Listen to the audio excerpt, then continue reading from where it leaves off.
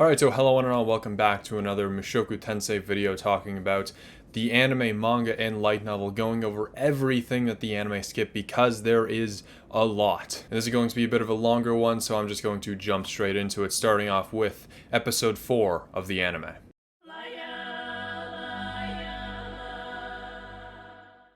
So the opening shot shows us that Zenith is pregnant, and it appears that it is now autumn of presumably K412, and I am a bit hesitant on the date because the anime's timeline is quite different from the manga and light novels. So if you don't want to hear a whole rant about the timeline of the show so far, where we are, what month and year we're at, just skip ahead in the chapters. Don't worry about it. It's just me rambling about bullcrap. But basically, starting with the anime, we have the summer of K412, and that's when Rudy makes up with Sylphie. And now it's either in like the autumn of K412 or like early winter of K413, like January or something, and that is when Zenith and Lily get pregnant.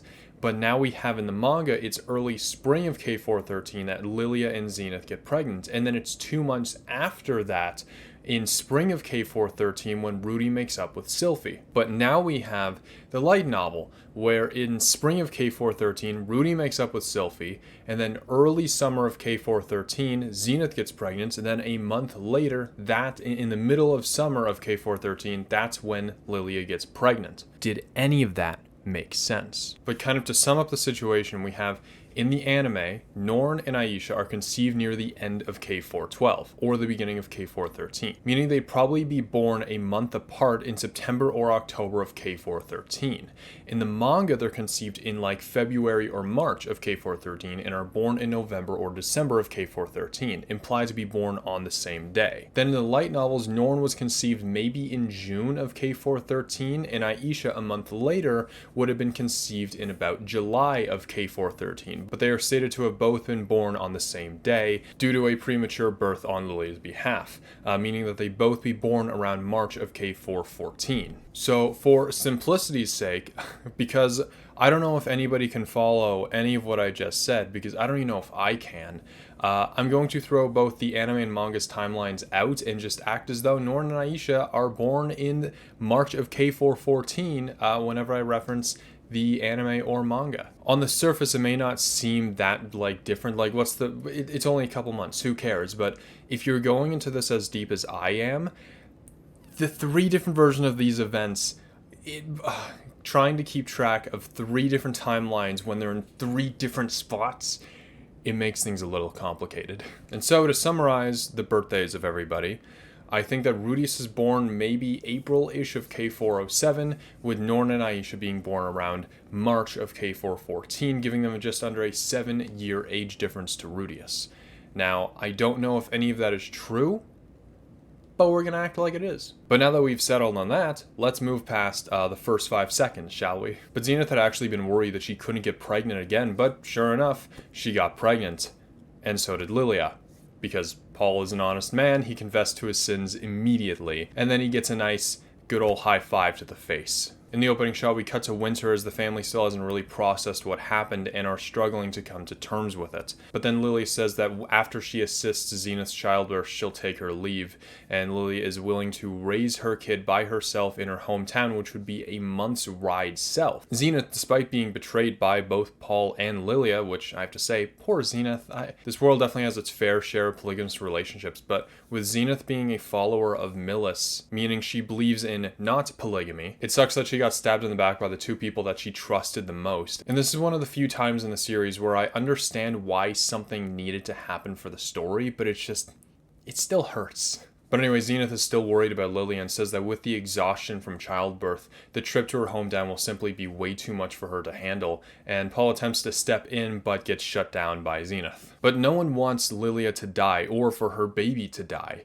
Despite the backstabbing, Lilia is still family, even to Rudius, and he thinks back about all the things that she's done for him, drawing the baths, cleaning the books, grabbing him towels, and most importantly, she kept the secret of the holy relic between the 2 of them and did not tell guiltless soul, and so it's time that he repaid the favor. So Rudius goes up to Zenith and asks why everybody's down. I mean, he's getting 2 younger sisters after all, but Zenith says that Lilia and Paul did something really terrible. And Rudius asks, well, Lilia can't say no to father, right? He then describes what Paul did to Lilia the other night, how he forced her to do it with him. Paul goes, what are you talking about, Rudy? Just shut it. But then he gets shut down by Zenith once again. Rudius does think about how Paul helped him out with Sylphie and that he'll repay the favor eventually. One day he will, but right now this is for Lilia. But Rudius says that he doesn't think that Lilia should be punished for something that Paul did. And because Rudius has so much fun playing with Sylphie every day, he thinks that it would be nice for his little sisters to be able to play with each other as well. After nearly bringing Zenith to tears thanks to Rudius' emotional manipulation, she agrees to keep Lilia as part of the family, and Zenith, as she walks out of the room past Paul, she goes, "Dear, we're gonna have a long conversation about this later," before cutting to a shot of Lilia crying tears of joy. We cut to sometime in the future and we see Paul and Rudius training. However, Paul is a lot more serious about it than he normally is and is taking his anger out on his son. And Lilia wonders why she was saved since the pregnancy was her fault, not Paul's. The truth was she was the one who seduced Paul, not the other way around like how Rudius said. After hearing Paul and Zenith go at it and wrestle with each other for years, one day she left the door open while she was bathing herself to let Paul make a move. Despite knowing that she should have been punished, she was saved by Rudius, and she was amazed at how well he understood the situation and guided it to the best possible outcome. Lilia had actually been afraid of Rudius up until now. He'd always give a creepy grin and stare at her tits, play with her underwear, you name it. She actually thought that he was possessed by a devil or something, but because of the whole pregnancy situation, Lilia is going to stop that negative mindset and respect him like she respects Paul and Zenith. She says that she'll dedicate the rest of her life and her baby's life to serve Lord Rudius for as long as they live. So now we skip about 9 months or so in the future, putting us in the spring of K414. And we see adorable little Norn and Aisha playing peekaboo with Paul. And according to Rudius, I guess Paul plays with Norn and Aisha like that every single day, and he thinks that he should probably, he probably has better things to do than just spend time with his kids 24/7. But hey, at least he's able to be a father now, so that's nice. This is definitely Rudius's cynical family side coming through. But what is interesting about Norn and Aisha playing with Paul is their reactions. Where Norn is giggling and stuff, there's Aisha who kind of just stares at him in awe. It's almost like she's too grown up for these children's games. And then Norn starts to cry, and only after Aisha looks over at Norn, then she starts to cry as well. It's almost like she's copying Norn. Both Zenith and Lilia come running in to cradle them, and they're like, man, this is real parenting, unlike what happened with Rudius. That was a fluke. And what is kind of nice is that Zenith still does call Paul dear, so I guess their relationship isn't fully tainted, which is, I don't know, that's nice. It's never good to have a broken up home. But Rudius says that he wants to be a cool big brother, one that his sisters can look up to. And we cut to Lilia and Rudius spending time together, which they do a lot more often now, and according to her, Paul and Lilia studied swordsmanship together when they were young. Paul had apparently had quite the talent for it, but he hated practice every day and never took it seriously. But one day, Paul had done something quite similar to Rudius' story of how Lilia got pregnant, and that is how he took her first time. After that, he ditched her and ditched the training hall, and she never saw him again for 7 years. But basically, according to Rudius, Paul is complete scum. Despite that, however, he still does respect Paul because he's strong. But I don't feel like that Rudius has any right to judge Paul and his actions, since he was literally no better, maybe even a little bit worse in his past life. Well, maybe not worse, but he's still, they're neck and neck. Because, Rudius never assaulted a woman before, but that's probably just because he never got too close enough to one so he could. Because as we do see later on, Rudius does kind of take after Paul in certain ways like that. But anyway, it's stated that Paul is an advanced swordsman in the water, sword, and North God styles. Meanwhile, as the light novels have already previously established, Rudius is only still a beginner in the water and sword God style. And Paul even comments on that here, which shows that in the past 9 months, Rudius hasn't really improved at all. But after cheating and using magic in their sword practice, Paul calls him out on that, and Rudius just glares at him. Paul's like, what? You jealous? You might be as cool as me one day, kiddo. But Rudius goes, oh yeah, no, it's totally a cool thing to betray your wife and almost destroy your family, right? If you've learned your lesson, then you'll just limit yourself to mother, right? Paul's like, okay, but Lily is good too, right? I can do stuff with her. But then Rudius is like, oh, I don't know, maybe mother will just get fed up with you and go back to her family home. But then Paul's like, oh, come on. You understand what I'm feeling, right? I know you and Sylphie, you two are pretty close. She's going to grow up to be a cute girl one day. And Rudy's like, well, I mean, she's kind of cute right now. And Paul's like, yeah, you get it. And it's at this point that Rudius does admit that even though Paul is scum, they are one of the same. But Paul then changes the conversation to school, wondering if Rudius wants to go since kids his age usually start attending. However, he does say that he probably doesn't need it since he's already able to read, write, and do arithmetics. And plus, Paul mentions that it's filled with just a bunch of spoiled rich kids who will inevitably pick on him. And with women, they're all soft and flabby and never working out a day in their lives. And apparently they are just a mess when they take off their clothes, and Paul has been tricked many times, and Rudius is just so sad at that. He was hoping this world would have finer women. But then Paul suggests Rudius to chase just one woman, and coincidentally, that's when Sylphie arrives. So Rudius and Sylphie make their way to the tree, and Rudius thinks that in no time she will be able to surpass him. And he tells her that he hasn't been able to make any progress in swordsmanship or magic lately, and suggests that school might be good for him.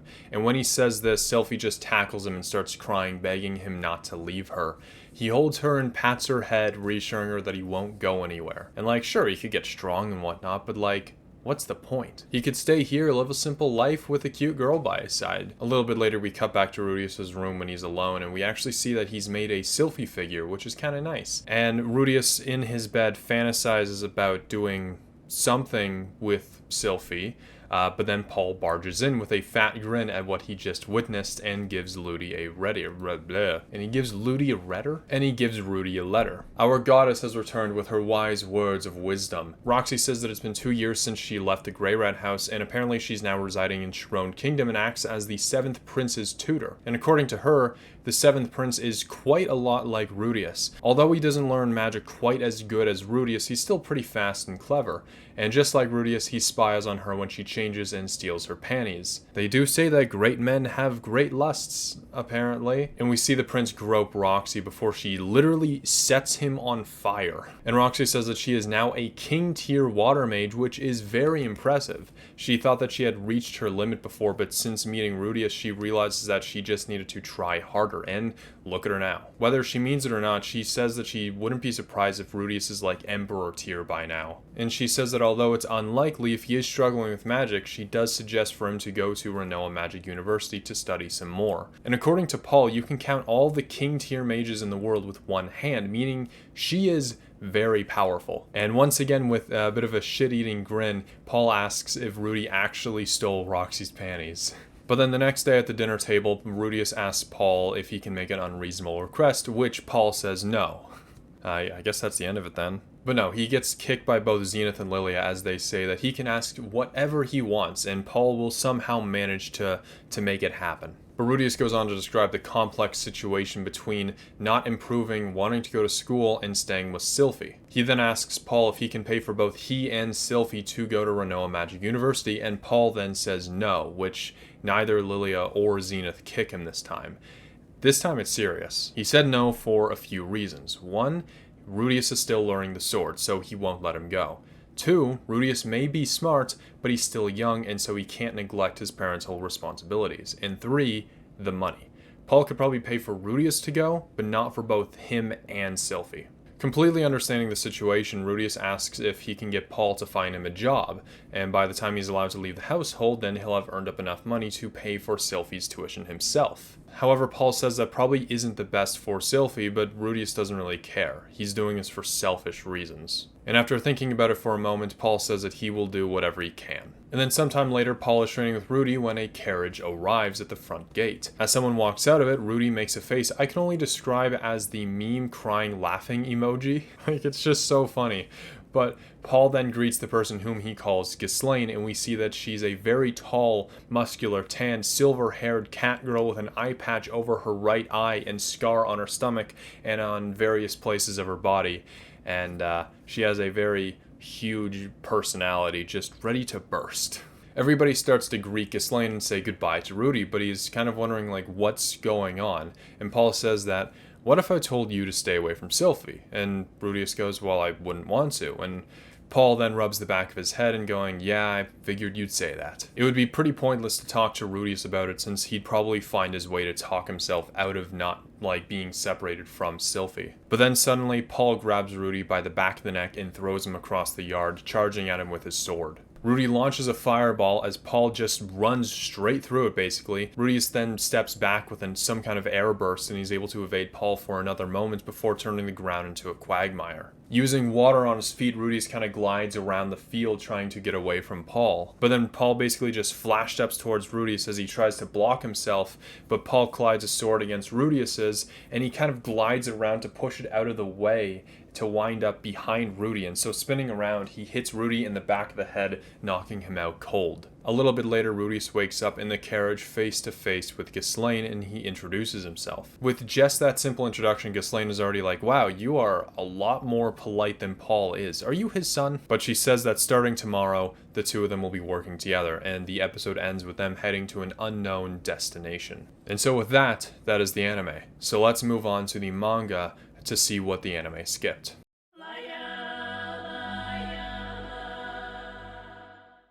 So as we established at the beginning of the video, the reveal of Zenith and Lilia's pregnancy worked out a little bit differently in the manga. As Paul gives some girl advice, Zenith overhears and asks just what he's teaching to their 7-year-old kid, as she tends to the flowers. Just then, Lilia storms out and tells Zenith that she can't overexert herself because of the baby. And then we flash back 2 months ago when Zenith announces her pregnancy and Lilia goes to throw up in disgust. I'm kidding, she throws up because she too is pregnant. And Rudius' reason to save Lilia in this isn't because of he wanted to repay any favors, but it's because he knows what it's like for a family to kick out another family member, and he didn't want that to happen to Lilia. Rudius has changed, and he's able to change the outcome of this situation, and that's why he saves Lilia. What's interesting is as Rudius explains this situation to Zenith, whom he notes is acting extremely calm for someone who just got betrayed by the two closest people to them. But as he talks to her, we see the old Rudius, the previous life Rudius, standing on the sidelines watching the situation go down. I really love the visual aspect of it and seeing where he's coming from with the arguments. He's not speaking as Rudius Greyrat, he's speaking as the man from his previous life. But Zenith does eventually allow Lilia to stay because she's family, but only under the condition that she will help raise both of the children, and then Zenith storms out of the room, leaving Lilia, Paul, and Rudius on their own.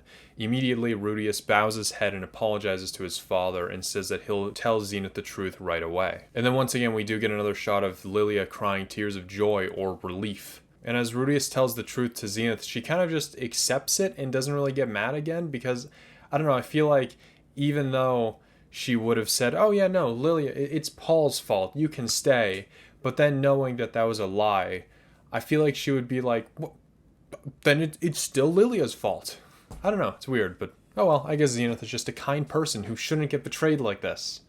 It doesn't deserve it. But I guess she already made a resolve about the situation, and so knowing the truth, I guess, wouldn't change her mind. But then we get a 9-month time skip as we see Paul and Zenith not exactly being the most friendly with each other, but thanks to Rudius, the tension kind of lowers a bit. But then we get a shot of Rudy and Sylphie studying together before their eyes lock and they blush as Sylphie's ears do the little flappy things. But then it cuts to winter as Paul and Rudy are exhausted, which is likely due to the premature double pregnancy that Zenith and Lilia had, before we cut to the reveal of little Norn and Aisha as newborn babies. Sometime after that, the letter from Roxy comes in. Instead of Paul reading it with Rudy, it's Sylphie and Rudy reading it together. And Rudy describes Roxy as the cute master with her hair in braids. But with that comment, Sylphie clearly gets jealous, and Rudius makes a mental note that he probably doesn't have to play the role of the clueless protagonist anymore. But the contents of Roxy's letter remain mostly the same, but we do find out that her position was only meant to be temporary, but due to certain reasons, she became the palace-like main magician. But she once again tells Rudius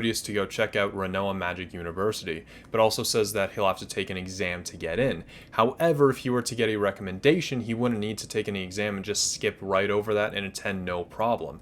But we also get her official signature, which is pretty cool. The dinner scene where Rudius asks for Sylphie's admission to Renoa kind of goes pretty similar as it does in the anime, but instead, at the end of it, Paul tells Rudy to go outside right there and now, and that is where Ghislaine is waiting for them. But thanks to his magic, Rudius is able able to dodge Paul's first attack. And before he can do anything else, he thinks back at just how powerful Paul really is. We see a flashback of Paul taking Rudy on a monster hunt with Laws, and some of these monsters are dogs, about the size, if not just a little bit bigger than Rudius. But then we see these other ogre monsters that are roughly 4 times Rudius' height, and that's not even to mention the width. They are just big creatures. There were a good half dozen of them, and Paul was just able to strike down them all in a single slice each, and now Rudius, back in the present, creates a sword made from mud and hardens it. Although Paul is only an advanced user in the 3 sword styles, what makes him super powerful is the fact that he's able to combine them all and use them at the same time. Using the speed from the sword god style and the parrying and defenses of the water god style, it makes him quite a formidable opponent, and Rudius then turns the ground into quagmire like he does in the anime and traps Paul's right foot into the ground. But before he can even trap the other foot, he's already made a dash towards Rudius. Rudius then casts a spell called Bomb Blast, which Paul simply just tanks. But then shocked, Rudius raises his sword to attack at close range, gets it parried and deflected before getting hit in the side of the neck, nearly knocking him unconscious. While Rudius is kind of just like a rag doll in Paul's arms, he congratulates Rudy on how strong he's become before explaining the situation to Ghislaine. Rudy and Sylphie are too dependent on each other and can't grow without separating. For the next 5 years, Rudy is going to be spending some time with relatives. Without being able to visit or send letters back home, Rudius will be working there just as he asked, because he did want a job, and this is the job that Paul got him. Paul had written a letter that he handed to Ghislaine, which explains the whole job description among other things to Rudius. Ghislaine is to give it to Rudius when he wakes up, but then Rudius finally loses consciousness and wakes up in the carriage, and his first reaction to seeing Ghislaine is, "The cat lady with huge boobs!" Rudy then introduces himself, and again, although this time I don't know why, Ghislaine comments on just how polite Rudius is compared to Paul. But that's the manga. Not too much different from the anime, but we still get a couple extra scenes and things changed around for the most part. So, with that, we are moving on to the light novel.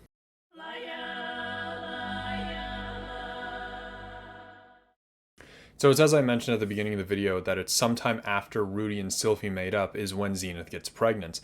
And then it's a month after that it's announced that Lilia got pregnant. The initial suspicion Rudius has is that because Zenith is now pregnant, sex is off limits, and thus Paul resorted to using Lilia to relieve himself. And because Lilia was the one who went out to town the least, only to go down for work purposes, there was really only one suspect for how she ended up pregnant. Interestingly enough, where in the anime why Rudius wants to help out Lilia is because of all that she's done for him. But in this, he says that before Paul outed himself out, he was willing to lie for Paul for all that he had done for him. So it's just interesting. But as the discussion began, Lilia mentions heading south for her hometown. And the only thing south of Buena Village, where they all live, is the Asura Kingdom itself, implying that Lilia had grown up there. Especially because we know that she was a royal handmaiden at Asura Palace, it makes sense that she was just raised there as well. Or somewhere near there at the very least. But as Rudy's thought about Lilia's potential journey to her hometown, he mentions that despite the Asura Kingdom being considered the most powerful nation in the world, there's still a good chance that something bad would happen to her on her way. We also get confirmation that there is slavery in this world, and it is entirely possible for her and her daughter to be sold off somewhere. And Rudius then thinks back to all the times that Lilia had helped her out, and I guess it was back before Rudy found out that Sylphie was a girl that Lilia had found the holy relic. And I guess with the 20 years of not really caring about who saw what in his room, his hiding spots were pretty rusty now. And he even keeps his porn folder on his desktop, I mean, who does that? That's ridiculous. But the point is, he'd have to step up his hiding spot game for his holy relic one day. And also, fun fact, the holy relic got stank to it. So, that's some great information. It's not washed. Awesome. But after the situation is resolved and Rudius said the lie, he goes to Zenith immediately and tells her the truth. But we actually get to see her reaction to this, unlike in the manga where it kind of glosses over it, but we know that it happens. So after Rudius spills the beans on the lie, Zenith says that she already knew that it was a lie. Paul may be many things, but he is not a man that would stoop down to such measures to have sex. Kind of. Paul may have had a weakness for women, especially back in the day, which... who knows, maybe there are other siblings out there that Rudius doesn't know about.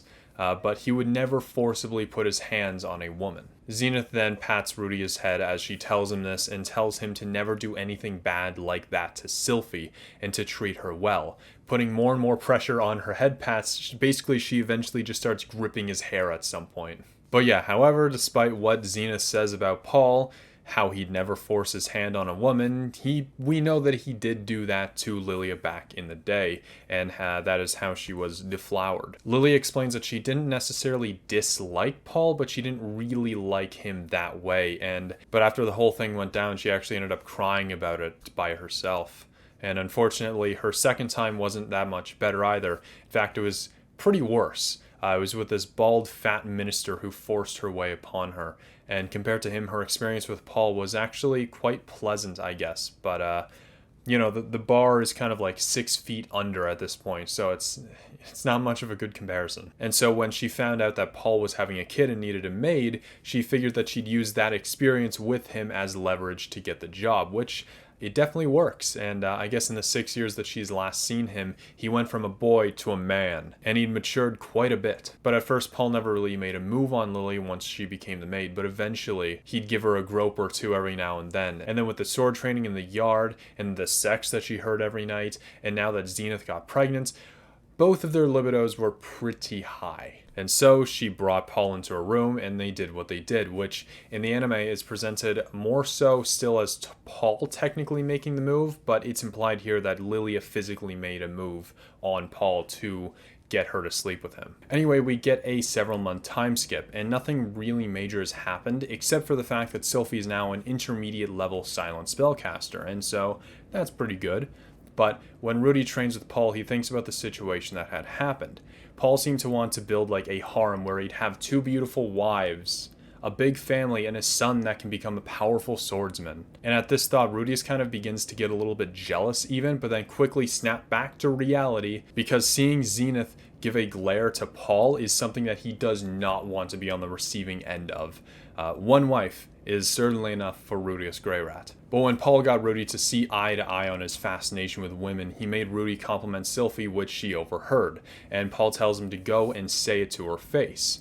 However, Rudy doesn't think that that's really a good idea. With Sylphie only being like 6 years old, hearing compliments like this starting now as she grows up, it'll make her become a bit entitled. Much like his older sister from the previous world, but then he and Sylphie make their way out of the house, and Paul jokes around and tells him not to roll around in any hay if you catch my drift. But we now cut to Zenith's pregnancy, which unfortunately is a breech birth, meaning the baby came out butt first instead of head first. And so especially with the technology being so unadvanced compared to our world, regular births on their own are probably very intense. And so a breech birth is like a whole other level. And with Lilia being the maid goddess that she is, not even she was enough to actually perform this pregnancy, and they had to get a midwife to come in to help out.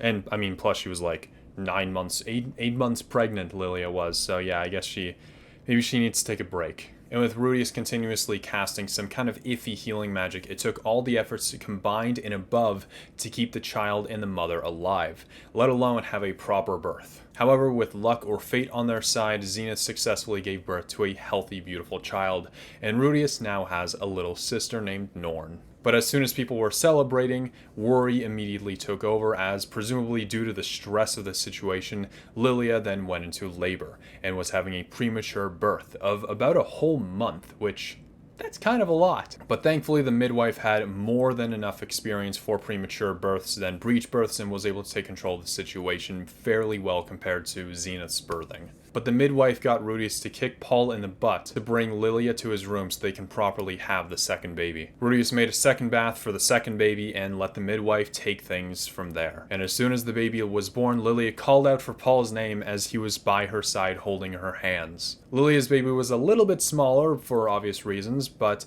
they were both quite healthy despite all the trouble, and that was the day that both Norn and Aisha were born. But skipping over that, we now have a little bit more information as to how the Sword God rankings are done. And so to give a refresher, it goes Beginner, Intermediate, Advanced, Saint, King, Emperor, God. Apparently it takes someone over 10 dedicated years at a school to become an intermediate swordsman, which would allow you to become a fully fledged knight.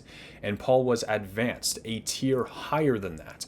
And the light novel puts it into kendo terms, but I'll put it into karate belt terms just because I feel like people can understand it more that way for like a Western audience. But out of the 9 common belts in karate, a beginner swordsman would be like a white belt, if given a belt at all, really. And an intermediate swordsman would be anywhere between a 2 or 3 stripe white belt to an orange belt at most. An advanced is a green belt, maybe a blue belt. A saint would be about a purple belt, and although it doesn't really say it, I would estimate that a king would be about a brown or red belt, with the emperor being at the black belt level. And yes, I know that I did not put God on this ranking because it's kind of difficult to rank the power of a god level swordsman because, I mean, they're going to be strong, but it's not really a title that one can just obtain. But it is a title that is passed down from the previous sword god after you surpass them. And so this means that there isn't really a set power level for a sword god or a north god or water god.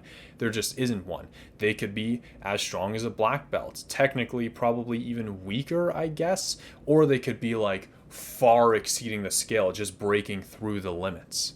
So it's really hard to judge the strength of a god swordsman. But fun fact, I was a yellow belt back in my karate days, which means that I am an intermediate level swordsman according to the logic of this, and that means that I could totally beat Rudius in a fight. I did use karate in my example, but remember, Paul isn't just a blue belt in karate, he's also skilled in kendo and judo. And what I mean by that is he is skilled in all 3 sword styles, sword god, water god, and north god. And so it's one thing to fight against somebody who just knows basic karate, but it's another thing when they know a whole bunch of other styles as well. So Paul is a formidable opponent. And we do get a little bit more info on the monsters that Rudy had seen Paul fight, which we see in the manga, but not really in the anime. The dogs are called assault dogs, and they're basically just demonic Dobermans, I guess. And then there was the Terminator Boar, a 4-armed armored pig monster, and so there were about 3 assault dogs and 1 Terminator Boar. Paul killed them all, beheading them in a single strike. Rudius could describe Paul's skill as nothing but charismatic. He earned the respect of his fellow soldiers, won Zenith's heart, Lilia's lust, and even Mrs. Ato's passion. And so for as awful as a man that Paul is, he was a very powerful person who also earned Rudius's respect. But without Paul, Rudy wouldn't have anyone else stronger than him in this life, and he would have grown arrogant and probably get killed by some monstrous swordsman. But Rudius mentions that swordsmen are pretty impressive in this world and can match speeds of over 50 kilometers an hour, and because Paul is probably the most powerful swordsman in the village, Rudius is likely either talking about Paul himself or just an average intermediate swordsman. But that means that a mid-tier swordsman like Paul is able to run at 5 times the speed of a regular person, and their reflexes are at a similar level at that. And for further comparison, Usain Bolt, the fastest person in the world's top speed, is recorded at 44.72 kilometers an hour. And the average knight in this world is still faster than our world's fastest human. I mean, in a world with monsters, of course, humans will have to adapt and get stronger, and with healing magic being so abundant, most swordsmen are trained to finish fights in a single blow, which makes them even more impressive. But then in the conversation about Rudius going to school, he mentions that the school is in Rao, which is in the capital of Fidoa. And so it's not a special school like Renoa University, but it's kind of just for the average kid. And so Rudy blames all of his extreme intelligence on Roxy and says that she's the one who taught him all that. And so that kind of Paul comes to the conclusion that Rudy doesn't really need to go to school then. But Rudy does kind of want to go. However, again, Paul does shut down that idea and says that he thinks that etiquette is just a bunch of nonsense, that history's pointless, and that there'd be a lot of bullying. With the school being filled with a bunch of rich kids who just want to stay number 1, Rudy would be getting bullied quite a bit. And with Paul's father being a marquis, a high-ranked nobleman, Rudy would then be target to a lot of bullying. And Paul suggests that rather Rudy going to school, maybe he should become an adventurer and do some dungeon diving in some labyrinths. Apparently the ladies there don't wear makeup, which I guess is a thing in this world. Makeup exists. And you can tell almost immediately who's hot and who's Scott. And whether they're swordsmen or mages, they're most likely going to be all in very good shape. But to focus on the more important parts of labyrinths, Rudius mentions that labyrinths themselves are kind of like a monster all on their own. Much like with monsters, where it's just a regular animal or plant that gets mutated and transformed with magic, labyrinths are quite similar. They start off as regular caverns, but become altered by an accumulation of energy which transforms them into labyrinths. and at the deepest part of every labyrinth is a large magical crystal that acts as its power source that is protected by a guardian. This crystal acts as a bait for monsters as it attracts them with the energy that it exudes. And monsters that fall into this trap starve or are killed by the boss at the end of the labyrinth, and this all contributes to the labyrinth's power as it absorbs the mana from the dead monsters. Young labyrinths, however, often have their magical crystal devoured by a monster or is shattered under a collapse. But of course, monsters aren't the only ones attracted to these labyrinths, as humans often explore them as well and do dungeon diving. The magical crystals could be used for spells or could be sold for high prices depending on the size of it. However, even a small magical crystal could be sold for enough money to allow someone to live happily for a year. Monsters only care about the crystals. However, the case isn't the same for humans, because over time the equipment of the monsters and adventurers that were lost in the labyrinths become imbued with a magical energy, and they are then known as magical items. Although they sound similar to magical implements, they are pretty different. Magical implements are items that are inscribed with magical circles and are reliant on the user's own mana. However, magical items don't require a magic circle and are imbued with energy on their own that does not require the user's mana. Because of the randomness of power that the magical items get, the majority of them are pretty useless. However, there's a chance that you could come across a piece that gives you the power of a saint-tier magician, and these were the magical items that sold big time and were one of the main reasons why adventurers dungeon dive in the first place. And of course, with a high reward, there's also going to be a high risk that comes along with it. These labyrinths are no walk in the park, and with each passing death, monster or human, the labyrinth grows stronger and deeper. However, with that means that there will be more treasure that will be created along with it. It's almost like an Ouroboros. It powers itself in a way. The oldest and deepest recorded labyrinth is called the Pit of the Dragon God, and it's located in the eastern part of the Red Worm mountain range, and it's at the foot of the Holy Mount Dragoncry, whatever that mountain is. It's said to have been around for at least 10,000 years and is an estimated 2,500 floors. That's nothing compared to Sword Art. And it's known as the Pit of the Dragon God because it's connected to a hole at the top of Mount Dragoncry, and supposedly, if you were to jump down through it, you would find yourself at the bottom of the labyrinth, at its deepest floor. However, for obvious reasons, anybody who's ever tried that has not lived to tell the tale, so who knows? However, even if you believe that a human could survive that, there's a tale that says that the labyrinth itself created that hole in the mountain in order to consume red dragons. When a dragon flies by, the pit will just suck it right in. It's literally a Minecraft mob grinder for dragons. And then there's another labyrinth that is literally just named Hell. And it's located, ironically, in the Divine Continent where the Heaven Race resides, or the Divine Race, or Sky Race. I don't know, it's called a few different things. But then there's the Devil's Cave, another infamously difficult labyrinth to challenge. It's sitting in the middle of the Ringus Sea, meaning that it's not only difficult to reach, but it's also impossible to resupply once you arrive, because you're kind of just in the middle of the ocean. Given these labyrinths' great depths and that they're so riddled with monsters that you can't even take your time to explore it, they are known as some of the toughest tests for any adventurer to face. All of this knowledge is found in the Three Swordsmen and the Labyrinth. It is a tale about three swordsmen and a labyrinth. Who would have thought? But these three swordsmen went on to become the Sword God, the Water God, and the North God. And the book began with their initial meeting, and through a series of twists and turns, they were led to challenge a huge labyrinth together.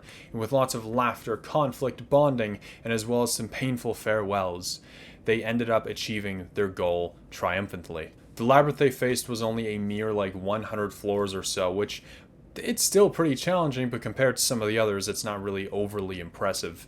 But according to Paul, that isn't just some old tale, but rather that is the origin of the three sword styles, and that is where they were birthed. But despite all of those challenging labyrinths, Paul reassures that Rudy would definitely be able to challenge some of them himself, and he'll be able to handle them. But obviously not like the super mega death ones. Literally, he couldn't handle hell. But then Paul then goes on to talk about a story about an Oni who teamed up with a group of warriors and fought through a labyrinth full of fishmen. And despite the loss of several comrades, they made it through. And there's also a tale of an incompetent magician who accidentally wound up inside of the labyrinth. But then the magician joined a party who had just lost their magician, and he discovered his latent potential in the middle of battle. But for as amazing as those tales sound, it seems like that Paul is trying to convince Rudy to take up swordsmanship to go into the labyrinths. But Rudy recalls plenty of side characters that end up dying in those labyrinths and tells Paul that he'd rather just follow in his shoes and just chase skirts in hopes of building a harem. However, just as Rudy has said that,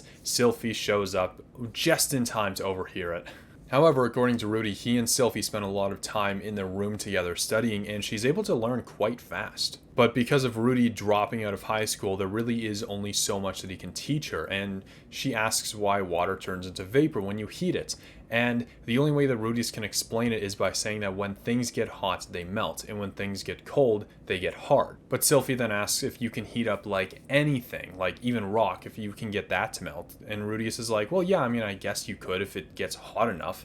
And Sylphie asks if Rudius can do it, and he's like, yeah, of course, yeah, no, I've totally done that before, yeah.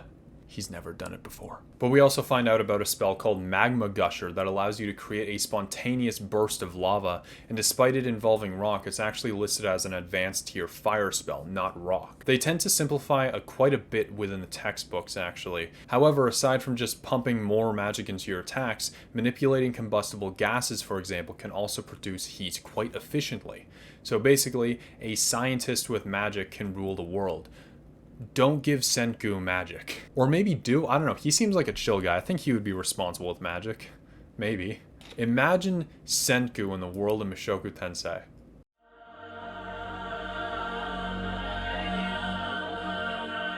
Anyway, Rudius emotionally manipulates Sylphie into growing her hair out, which that's not really new. He just continues to emotionally manipulate everybody that he loves.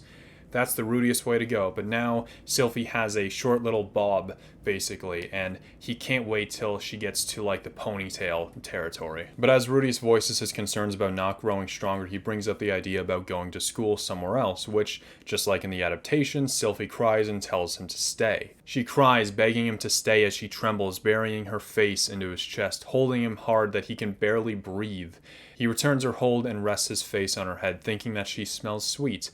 And this is the start of an inner fight within himself. On one hand, he'd love to brainwash this child into becoming the perfect woman for him for his future. She obviously cares about him, but not necessarily romantically, and considers him only as a friend. But on the other hand, since he's worried that he obviously can't romance her now, he doesn't know how long to wait. And so she might get mad at him for making her wait too long before he made a move, and now she's frustrated with him for wasting her time and not giving her enough attention.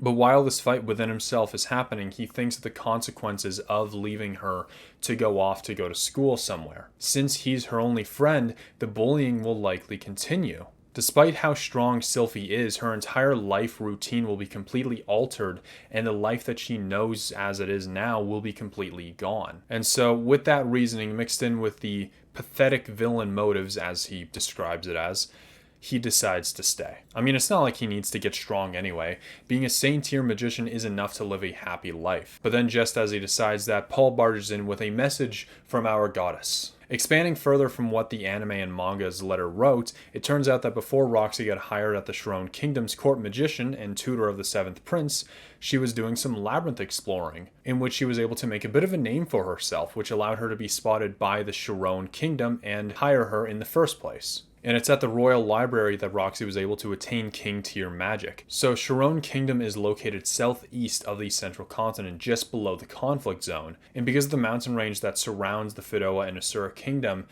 in order to visit Sharon, Rudius would have to take the long way around and go around the mountains and approach it from the south. On the other hand, in order to get to the Renoa Kingdom to attend the Magic University, you'd basically have to go the opposite direction, heading northwest up around the mountains and approach it from the west. Despite Roxy saying not to get too caught up on replying to her letter because she might not even be at the Sharon Kingdom by the time it arrives, because remember, mail takes a long time to travel in this world, Rudius decides to write a letter that just so happens to not talk about how much of a failure he's been since Roxy left him. But then the next day, Rudius wishes to ask a selfish request, to which Paul says, hell no, and then he gets slapped by a 2-hit combo by Zenith and Lilia. And to note, Lilia is now sitting at the table with the rest of the family instead of waiting for them to finish like a maid. And Rudius notes that she's kind of become a part of the family in a polygamous kind of way.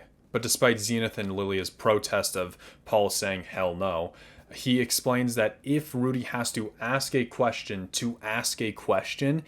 it's going to be an impossible request. And then he gets another 2-hit combo by Blonde Mother and Purple Mother. And according to Rudius, this is like his family's regular slapstick routine, meaning that things are kind of all well and good in the household, which is pretty nice. I find that to be pretty comforting, knowing what Zenith went through, so I guess everything's all good now. But Rudy talks about how the previous night he talked about going to Renoa Kingdom before Sylphie broke down in tears. But then Paul laughs as he calls Rudy a lady killer before getting a third 2-hit combo to finish him off. But the conversation from there goes pretty similarly how it does in the anime and manga. Rudy asks for both he and Sylphie to attend Renoa Magic University, to which Paul says no for 3 reasons. 1, lack of sword training, 2, money, and 3, he's too young. Rudy asks for a job to be a tutor or a magician or something, and Paul says that he'll look into it. What's different about this though is that we get Paul's point of view of the situation. He had been in quite a similar situation to Rudius when he was young, however, Rudy is going through things much faster than he was. Paul didn't start talking like this before he was like 11. He thought that everybody else took life way too slowly and wanted to go about it doing everything that he could and as fast as he could.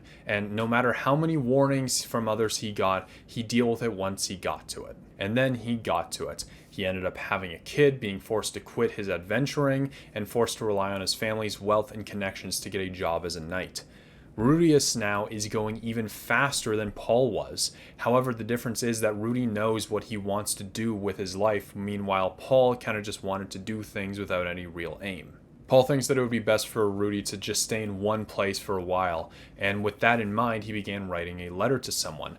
And according to Laws, Sylphie's father, she had become quite attached to Rudius, and from her perspective, he's not only the all-knowing older brother, but also the knight in shining armor that saved her. And even Laws knows that she's kind of developing a crush on him. But both Laws and Paul seems to be excited at the two of them becoming a couple at some point in the future. But with what Rudy said at the dinner table, things definitely needed to change. And because of how much she relied on Rudy, that mentality won't go away and she'd be reliant on him well into their adulthood. And Paul has seen this kind of relationship before between parents and their children. They become puppets made to do their parents' bidding. However, at least if Rudius kept loving Sylphie, that should be fine. But the problem is Rudy absolutely takes after his father and will definitely be messing around with other women one day and might not even pick Sylphie in the end. If that were to happen, and with how much that Sylphie depends on Rudius, he would end up ruining her life. And so Paul wrote a letter to someone that can help fix the situation. However, the question was how to go about it. His solution? Beat his child. A month later, Paul received a letter, took his son outside, and attacked Rudy. And the fight it's almost like a combination between how it goes in the manga and the anime. So nothing really interesting is there to note about it. The only real difference is that Ghislaine never actually shows up at their property. Rudius just simply wakes up in the carriage, bound with rope to meet her for the first time. And yes, this is being bound with rope, I guess. When Ghislaine comments on how nice Rudy is compared to Paul, Rudy just goes, well, I am my mother's son after all, and Ghislaine appears to have a history with her as well. And now that is episode 4. Goodness, but yeah, we got a lot about Labyrinth, just a lot of lore about the world, and a lot more like different perspectives of other characters and how they are reacting to the situation at hand. But now next time we will see Rudy in Roa, what is it? We'll see him with the red-headed devil child. And so I hope you enjoyed. If you like these reviews, give it a like. I'm sorry, I'm looking a lot more down now, but I'm going to continue doing that because recording is hell if I don't read what I'm trying to say, because my brain doesn't work and I can't remember paragraphs of information without having to look it over 5 times.